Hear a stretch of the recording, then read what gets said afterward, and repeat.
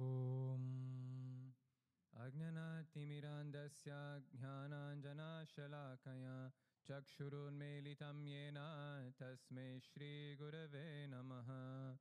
Hey Krishna. Oh non, désolé. On ne fait pas cette partie-là, je suis habituée au satsang en dehors d'ici et on fait toujours les prières. Ok, Jagrudev tout le monde, bonjour. En fait, hier soir, en sortant du temple, je me suis souvenu que je devais faire un satsang aujourd'hui et je me suis dit, ok, j'ai aucune idée de ce dont je vais parler. Alors je me suis connectée au direct avec Guruji qui venait de commencer à parler. Et il a commencé par un verset du Bhagavatam. Et je lui ai dit « Merci Guruji ».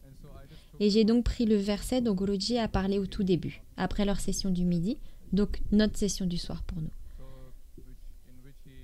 Guruji parlait de Padaseva Bhakti.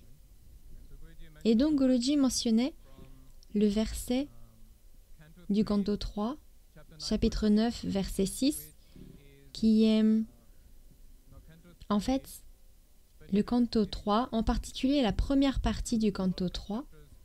Une grande partie des chapitres concerne Vidur. Mais le chapitre précédent raconte en fait la création du Seigneur Brahma. Et comme le Seigneur Brahma est créé à partir du nombril du Seigneur, à partir du lotus, il y a toute l'histoire de la façon dont il contemple son existence et ce qu'il est censé faire. Il entend ces deux mots, ta et pa, qui fait tapa. Il commence donc à faire tapa. Il commence à méditer. Et puis, alors qu'il commence à méditer, il perçoit, disons, les instructions du Seigneur sur ce qu'il doit faire et comment il doit accomplir son devoir de création. Et en fait, ça c'est le tout début du chapitre 9.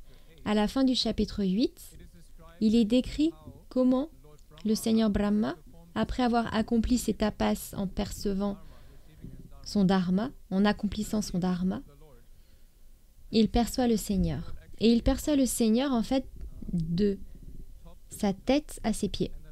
Et la dernière chose qu'il perçoit, ce sont ses pieds. Il est décrit que le Seigneur lui-même a soulevé ses chevilles, ses pieds, afin que Brahma puisse les voir, car il était trop éloigné et il ne pouvait pas les voir. Il lui a donc accordé la grâce de percevoir ses pieds. Et à partir de ses pieds, il a pu continuer à accomplir ses devoirs.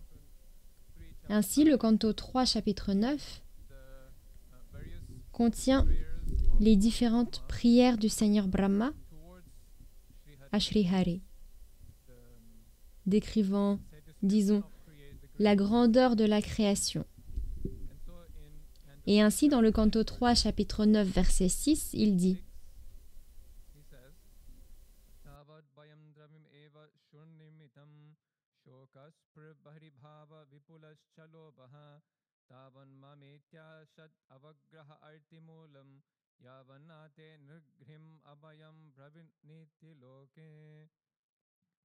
Ô mon Seigneur, les gens du monde sont embarrassés par toutes sortes d'angoisses matérielles.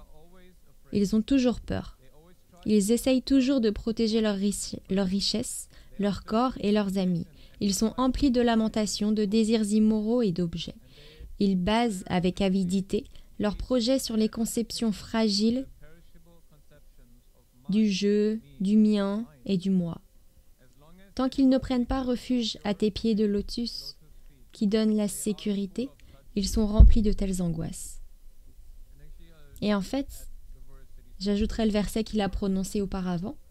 Au verset 5, il dit « Ô mon Seigneur, les personnes qui sentent l'arôme de tes pieds de lotus, portés par l'air du son védique à travers leurs oreilles, acceptent ton service dévotionnel.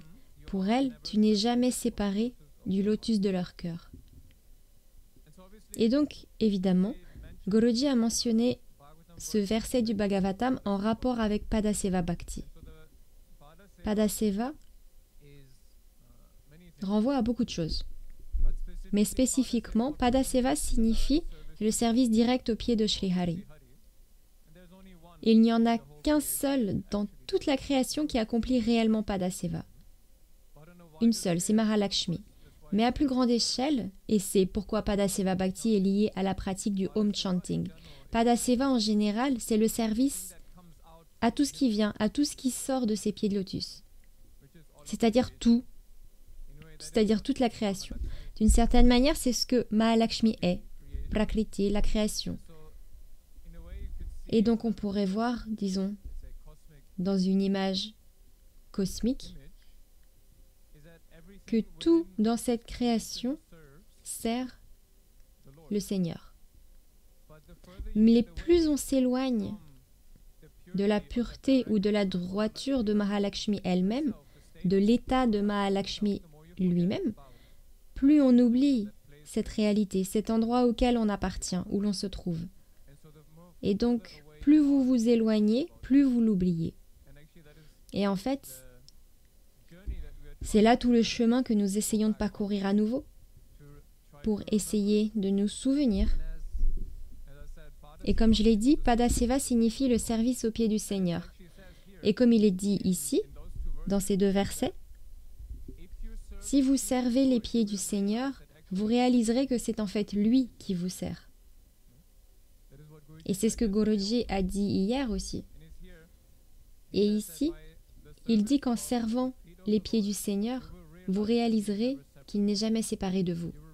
Vous réaliserez que depuis le tout début, il a toujours été avec vous et qu'il a toujours été assis dans le lotus de votre propre cœur. Et à travers toutes les difficultés et toutes les différentes étapes de votre parcours de vie, vous n'avez pas été capable de le percevoir, lui. Le niveau et le degré de proximité qu'il a envers vous, vous étiez juste invisible. Ainsi, ce que Padaseva représente ici, ce n'est pas seulement le service, mais aussi, c'est un rappel de l'humilité. Le rappel de l'humilité, du fait de se souvenir et du fait de chanter, réciter. Les trois premières formes de bhakti dont Guruji a parlé avant Padaseva, c'est Smarana, Shravana et Kirtana. Et Guruji l'a dit souvent, ce sont les plus importantes dans la pratique, en particulier au début de votre cheminement spirituel. Car d'abord vous observez, vous digérez d'abord en quelque sorte, vous observez, vous absorbez tout ce que vous pouvez. Et plus vous le faites, plus vous voulez exprimer l'amour qui grandit dans votre cœur. Au début, c'est juste une petite étincelle. Mais si vous essayez de nourrir cette étincelle, elle deviendra un feu. Et plus le feu devient grand, plus il a besoin d'espace. C'est comme quand vous tombez amoureux de quelqu'un, c'est un peu pareil. Il faut le nourrir. Et quand vous le nourrissez, ce n'est pas comme si vous vous disiez « Oh mon Dieu, je dois poser des questions à cette personne. Je m'en fiche franchement. Mais quelle est ta couleur préférée? Qu'est-ce que tu aimes manger ?» Non, vous voulez vraiment savoir. Et c'est la même chose sur le chemin spirituel. Il faut juste être un peu plus convaincant, car notre mental n'est pas très intéressé par Dieu. Mais techniquement, c'est et cela devrait être la même chose. Si vous surmontez cet obstacle initial du mental et que vous faites l'effort de concentrer votre mental sur Dieu, en réalité, la même chose se produira. Vous voudrez en savoir plus sur lui. Vous voudrez faire davantage l'expérience de lui. Et plus vous ferez l'expérience de Dieu, plus le feu, l'amour qui est dans votre cœur commencera à brûler plus fort. Et à un certain moment, vous ne pourrez plus le contenir en vous. Vous devrez l'exprimer. Et c'est cela, Kirtana Bhakti. C'est exprimer l'amour que vous ressentez à l'extérieur. Et plus vous pratiquez Smarana, Shravana et Kirtana, plus vous développerez naturellement Smarana. Car plus vous écoutez et plus vous exprimez, plus vous faites cet effort et nourrissez cette relation, plus vous vous souviendrez naturellement de lui. De la même manière que lorsque vous tombez amoureux de quelqu'un, plus vous consacrez d'énergie à cette relation, plus vous commencerez naturellement à penser à cette personne. Ça se fait naturellement. qu'il s'agisse d'une relation amoureuse ou de tout autre type de relation, plus vous passez de temps avec quelqu'un, plus vous pensez souvent à cette personne. C'est naturel. Et plus cela se produit, plus votre propre être change. C'est pourquoi nous accordons toujours autant d'importance à la communauté.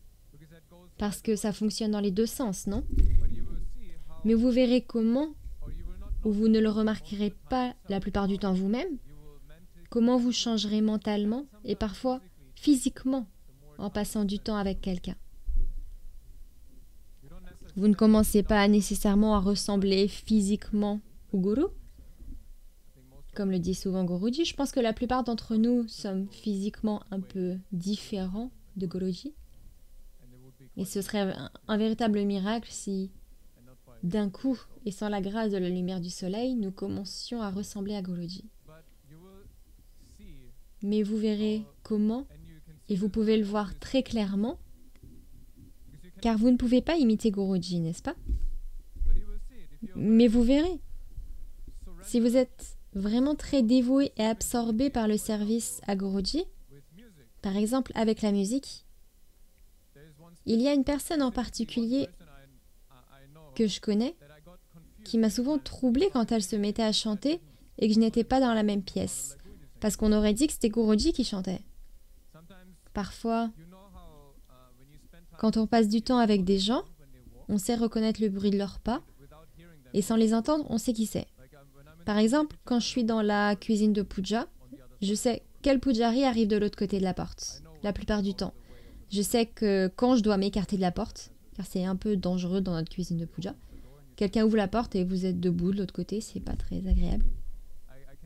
Je peux dire qui arrive. Et il y a une personne en particulier dont je pense toujours que c'est peut-être Guruji qui arrive, parce qu'elle marche exactement comme Guruji. C'est très déroutant.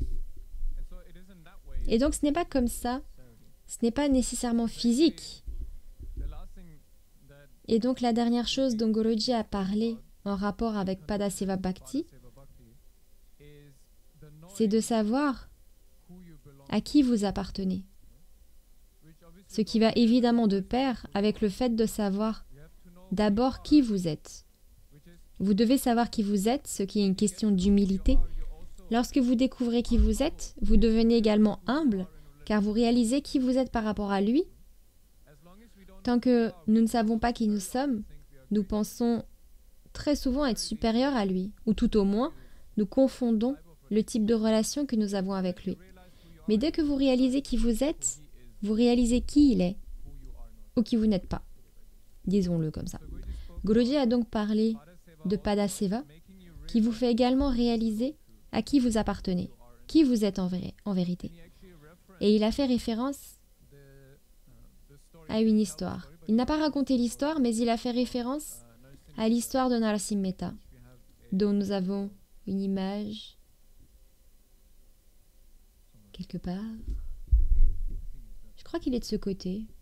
Je suis pas sûre. Je vérifierai après. Je pense qu'il est là-bas, à l'arrière. Donc en fait, le seigneur Narasimha Mehta, nous avons également une relique de lui dans le musée, le Kalitalas. C'est un saint extraordinaire. L'histoire mentionnée par Guruji est celle où il a posé cette question au seigneur Shiva. Et je voudrais vous donner un petit peu de contexte. Narasimha Mehta était un saint extraordinaire. Il a vécu au XVe siècle. Il est né dans le Gujarat, dans une famille brahmane très aisée. Mais il a perdu ses parents alors qu'il n'avait que 5 ans. Il a grandi, ou plutôt il a été élevé par sa grand-mère. Et il a fini par épouser une femme qui s'appelait Manek. Même s'ils avaient une bonne relation et tout, qu'ils ont eu 2 enfants, une fille et un fils, il n'était pas très doué pour, gérer un budget familial décent. Parce qu'il préférerait toujours passer son temps avec les sannyas. Il passait son temps avec les brahmanes à chanter et à psalmodier, comme tant de saints. Il ne se souciait pas vraiment de gagner de l'argent. Et en fait, sa sœur, elle n'était pas très fan de lui. Un jour, elle l'a en quelque sorte insulté, le traitant de fardeau pour la famille plutôt que de soutien. Et il en a été très blessé. Il était tellement perturbé qu'il a quitté la maison et a marché à travers la forêt. Finalement, il s'est perdu et il a fini par se retrouver dans un temple de Shiva qui était abandonné. Il a alors décidé de mettre fin à ses jours. Il s'est dit « À quoi bon? Je m'intéresse pas vraiment à ce monde matériel. » Alors il a décidé de s'asseoir et de méditer. Il est resté assis sans boire ni manger pendant 7 jours devant ce temple de Shiva. Et il méditait. Et le Seigneur Shiva était tellement satisfait de lui qu'il lui est apparu et il lui a demandé « Que puis-je te donner ?» En fait, Narasimha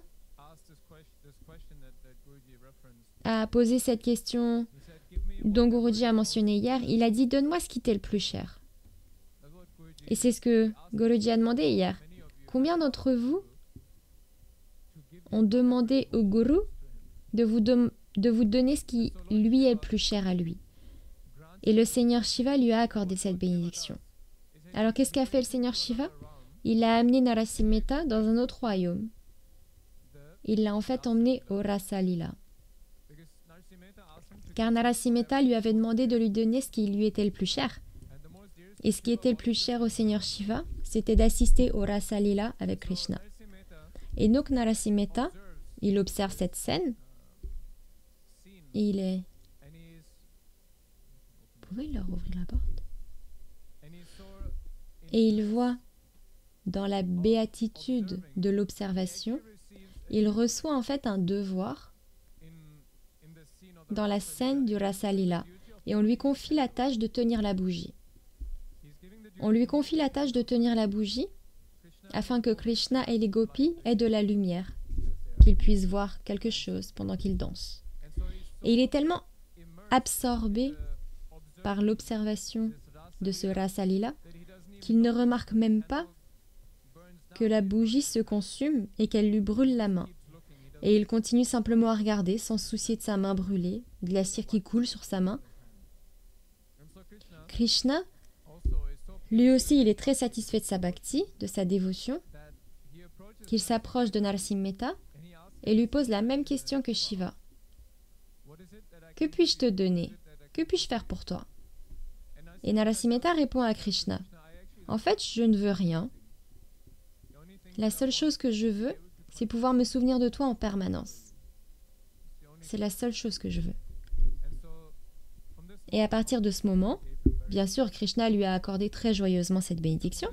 À partir de ce moment, Narasimha, lorsqu'il est revenu dans son corps, il pouvait voir Krishna à tout moment. Il pouvait se souvenir de Krishna. Il a donc passé toute sa vie à écrire des poèmes, à chanter, à faire du kirtan, à errer à travers le monde avec ce souvenir constant de Krishna. Et c'est pourquoi il existe tant de beaux poèmes et bhajans de Narasimha. Et très certainement, l'un des kirtans les plus célèbres qu'il ait composé parle du contact. Quel est le mot? De la manière dont doit se comporter un Vaishnava. La conduite, oui, merci. Quelle est la bonne conduite d'un Vaishnava ou de manière générale d'un bon être humain? Voilà pourquoi il a chanté ce Vaishnava Janato. C'est une chanson si belle où il dit que celui qui est un véritable dévot de Dieu ressent la douleur des autres. Ils aident ceux qui sont dans la misère, mais ne laissent jamais l'ego ou la fierté entrer leur mental. Vaishnava Janato te nigahije pide parae janare. Et ainsi, dans les différents versets, il décrit les différentes qualités de ce que signifie être Vaishnava Janato, un bon dévot de Vishnu. Mais en général, c'est vraiment ce que ça signifie d'être un bon dévot, ce que signifie être un bon être humain. Et donc, quel est le lien avec Padaseva? Il dit évidemment qu'une telle personne, c'est l'une des premières qualités qu'il mentionne en fait, une telle personne ressent la douleur des autres et ne laisse jamais son ego et sa fierté prendre le dessus. C'est littéralement ce que signifie Padaseva, le service à tous. Et donc, ce qu'il dit, c'est qu'il ne s'agit pas de ressentir la douleur des autres et de ne rien faire pour y remédier. Non, il est évident qu'il veut dire qu'il faut servir les autres, être un exemple pour les autres. Quelle que soit la manière dont vous rendez service, cela doit être désintéressé. Il est parfois très important de se poser la question suivante, non pas « que puis-je obtenir du monde ?» mais « qu'est-ce que le monde peut obtenir de moi ?» Quelle est la valeur que je peux apporter au monde et non pas qu'est-ce que je peux recevoir du monde. Dans la société moderne, dans son ensemble, on constate très facilement que l'état d'esprit de l'humanité est généralement axé sur ce que l'on peut gagner, sur ce que l'on peut obtenir, plutôt que sur ce que l'on peut apporter en retour. Le service peut revêtir de nombreuses facettes. Et il ne s'agit pas nécessairement des choses les plus évidentes auxquelles nous pensons, comme faire la charité, donner aux sans-abri, servir de la nourriture ou autre. Le service peut aussi consister littéralement à pratiquer votre kriya. C'est ce que dit Krishna par exemple dans le chapitre 3 de la Gita. La meilleure façon d'inspirer quelqu'un d'autre à changer, c'est de devenir une meilleure version de soi-même, c'est de le montrer en fait, c'est d'être soi-même un exemple. Nous avons entendu cela à maintes reprises, non? Que si nous voulons inspirer les autres à changer, le premier endroit par lequel on doit commencer, c'est soi-même. Vous ne pouvez pas parler de changement si vous ne changez pas vous-même. Vous ne pouvez pas donner de conseils aux gens pour qu'ils changent si vous ne l'avez pas fait vous-même. Et la plupart du temps, si vous mettez en pratique dans votre propre vie les enseignements de Guruji, de Krishna et de la Bhagavad Gita, et que vous faites l'effort de changer vous-même, la plupart du temps, vous n'aurez pas besoin de parler aux autres pour les inciter à changer. Ils voudront changer de leur propre chef, simplement en vous regardant. Et je pense que l'une des meilleures façons dont nous pouvons servir, comme Guruji le souligne toujours, c'est de nous changer nous-mêmes. S'efforcer d'atteindre cet état, atteindre la réalisation que Narasimheta a reçue. La grâce que Narasimheta a reçue de le voir et de se souvenir de lui à tout moment, car il n'y a pas de plus grande inspiration que vous puissiez donner au monde que de toujours vous souvenir de ce qui est au-delà de ce monde, car cela inspirera tous ceux qui sont prêts à s'efforcer d'atteindre le même objectif, à s'efforcer d'atteindre ce qui n'est pas limité, à aller au plus profond de soi-même et à trouver ce bonheur profond, cette joie profonde dont Guruji et Krishna parlent constamment, cette satisfaction, cette réalisation ou cette connaissance que vous n'êtes jamais séparés de lui. Et c'est là ce à quoi nous devons aspirer, non pas dans les grandes choses, mais dans les petites décisions, les petits choix que nous faisons dans notre vie quotidienne. Jai Gurudev.